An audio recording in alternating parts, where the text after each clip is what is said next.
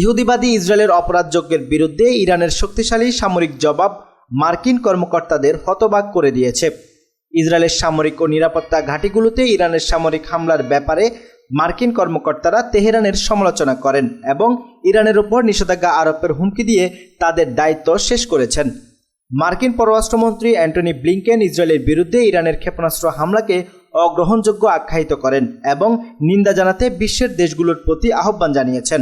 ইহুদিবাদী ইসরায়েলের সামরিক স্থাপনাগুলো লক্ষ্য করে ইরানের চালানো ক্ষেপণাস্ত্র হামলার ব্যাপারে মার্কিন প্রতিরক্ষা মন্ত্রণালয় পেন্টাগন এক বিবৃতিতে বলেছে, ইরান মার্কিন স্বার্থে আঘাত হানলে আমরা আমাদের নাগরিকদের নিরাপত্তা রক্ষা করব।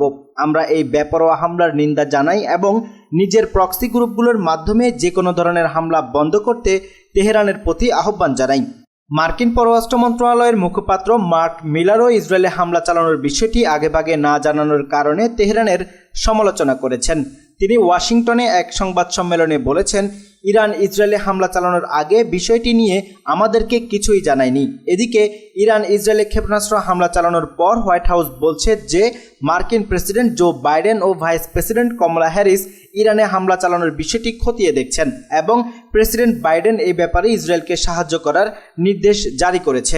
হোয়াইট হাউসের মুখপাত্র কারিন জন পিয়েরে সাংবাদিকদের সাপ্তাহিক ব্রিফিংয়ে বলেছেন, ইসরায়েলে হামলা চালানোর কারণে ইরানের বিরুদ্ধে নতুন করে নিষেধাজ্ঞা আরোপ করা হবে। তিনি ইরানের ক্ষেপণাস্ত্র হামলার প্রতি ইঙ্গিত করে বলেন, ইরানের বিরুদ্ধে আমাদের বিস্তৃত নিষেধাজ্ঞা বহাল থাকবে এবং নিঃসন্দেহে আমরা সেগুলো বাস্তবায়ন করে যাব। ইহুদিবাদী ইসরায়েলের হাতে ইরানের সার্বভৌমত্ব লঙ্ঘন, তেল আবিবের হামলায় হামাস নেতা ইসমাইল হানিয়া, হিজবুল্লাহর নেতা সৈয়দ হাসান নাসরুল্লাহ, আইআরজিসি কমান্ডার সৈয়দ আব্বাস নীলফরুশনের শাহাদাত এবং লেবানন ও ফিলিস্তিনের নিরপরাধ নারী, পুরুষ ও শিশুদের রক্তপাতের ব্যাপারে বেশ কিছুদিন ধৈর্য ধারণ করার পর ইরান অবশেষে গত মঙ্গলবার জাতিসংঘের ঘোষণা অনুযায়ী আত্মরক্ষার বৈধ অধিকার প্রয়োগ করে ইসরায়েলের বিভিন্ন ঘাঁটি লক্ষ্য করে অন্তত 200টি ব্যালিস্টিক ক্ষেপণাস্ত্র নিক্ষেপ করেছে। এসব হামলায় ইসরায়েলি ঘাঁটিগুলো ব্যাপক ক্ষয়ক্ষতি হলেও তার সঠিক চিত্র প্রকাশ করেনি তেল আবিব। ইহুদিবাদী ইসরায়েলের সামরিক ও নিরাপত্তা স্থাপনাগুলো লক্ষ্য করে ইরানের সশস্ত্র বাহিনীর বড় ধরনের ক্ষেপণাস্ত্র হামলায় ইসরায়েলের 3টি বিমান ঘাঁটি মারাত্মকভাবে ক্ষতিগ্রস্ত হয়েছে। ইরানের সশস্ত্র বাহিনীর chief of staff major general Mohammad বাকিরি বলেছেন, ইহুদিবাদী ইসরায়েলের 3টি বিমান ঘাঁটিতে ইরানের ইসলামী বিপ্লবী গার্ড বাহিনী বা আইআরজিসি ক্ষেপণাস্ত্র হামলা চালিয়েছে। ঘাঁটিগুলো হচ্ছে সন্ত্রাসবাদের মূল আকরা, মোসাদের বিমান ঘাঁটি, F-35 যুদ্ধবিমান সংরক্ষণের মূল ঘাঁটি, নেভাতিম এবং নেভেব মরুভূমিতে অবস্থিত হাজ্জেরিম বিমান ঘাঁটি। জেনারেল বাকিরি এই ক্ষেপণাস্ত্রগুলো হামলার সম্পর্কে আরও বলেন, বিমান ঘাঁটিগুলোর পাশাপাশি এই অভিযানে ইসরায়েলের কৌশলগত রাডার স্থাপনা এবং গাজা উপত্যকার কাছে মোতায়েন ইসরায়েলি ট্যাঙ্ক ও সাজোয়া যানের সমাবেশ লক্ষ্য করে ক্ষেপণাস্ত্র ছোড়া হয়েছে। ইসলামী বিপ্লবী গার্ড বাহিনী বা আইআরজিসি জানিয়েছে, এসব সামরিক স্থাপনায় ইহুদিবাদী ইসরায়েলের ব্যাপক ভিত্তিতে অত্যাধুনিক আকাশ প্রতিরক্ষা ব্যবস্থা মোতায়েন করে রাখা সত্ত্বেও ইরানের শতকরা 90% ক্ষেপণাস্ত্র কাঙ্ক্ষিত লক্ষ্যবস্তুতে আঘাত হেনেছে।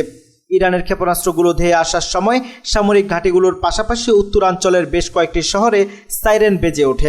এছাড়া এই হামলার সময় তেল আবিবের বেন গুরিয়ান আন্তর্জাতিক বিমানবন্দর সম্পূর্ণভাবে বন্ধ করে দেওয়া হয়েছিল।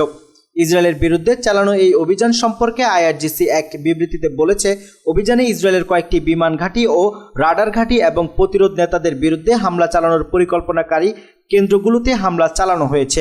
বিশেষ করে হামাস নেতা শহীদ ডক্টর ইসমাইল হানিয়া, হিজবুল্লাহ নেতা হাজ্জাতুল ইসলাম, শহীদ সৈয়দ হাসান নাসরুল্লাহ এবং হিজবুল্লাহ, হামাস ও আইআরজিসির কমান্ডারদের হত্যার পরিকল্পনাকারী স্থানগুলো লক্ষ্য করে হামলা চালানো হয়েছে। আইআরজিসির বিবৃতিতে বলা হয়, ইরানের আত্মরক্ষা করার অধিকারের ভিত্তিতে এবং আন্তর্জাতিক আইন অনুযায়ী এই অভিযান পরিচালিত হয়েছে।